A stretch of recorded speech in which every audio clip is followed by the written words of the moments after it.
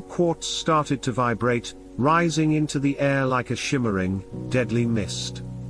Jade gripped the hilt of her sword, her eyes locked on her adversary. Elara stepped forward, her blade at the ready. "We won't let you take her," she snarled. The figure's laugh echoed through the air, the quartz swirling around them like a living, malevolent force. "You think you can stand against me?" Jade felt the warmth of the G4 spread through her body, filling her with a power she hadn't known she had. "We do not come to fight," she said, her voice steady. "We come to reclaim." The quartz grew denser, closing in around them. Jade reached into her pocket and pulled out the G4, the blue light now blindingly bright. "By the power of my ancestors, I demand passage to the throne room." The figure's smug expression faltered, and the quartz began to fall away. The path before them was now clear, leading directly to the heart of the Empire. They had made it through the first challenge. Jade took a step forward, Elara at her side, her heart racing with a mix of excitement and fear.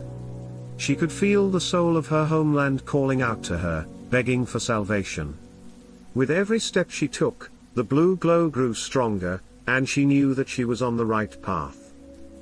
As they ascended the final set of stairs to the throne room, the doors swung open with a dramatic creak. Inside, the room was bathed in an otherworldly light that seemed to emanate from the very stones themselves. The throne sat at the far end, a monolith of power and history. And there, lounging on the steps, was a figure that took her breath away. The usurper looked just like her. Identical features, the same fiery red hair, and the same piercing green eyes that had haunted her in countless dreams. The only difference was the cold, calculating look in her twin's gaze. "Jade," the figure said, rising to her feet. "Or should I call you my dear sister?" The revelation hit her like a punch to the gut. Her mind raced with questions, memories of her mother's whispers in the dark, of the prophecy that had sent her on this journey. The twins were born in the same moment, but only one could rule. The other was to be hidden away, a secret weapon to be used in the darkest of times. Elara's hand hovered over her sword, her eyes narrowed. "What treachery is this?" Jade's twin, who introduced herself as Badri, smirked. "No treachery, just a bit of fate's cruel sense of humor. You see, our mother feared for the lineage. She knew that one of us would be a target. So, she sent me to the Empire to rule, while you were sent to the shadows to train."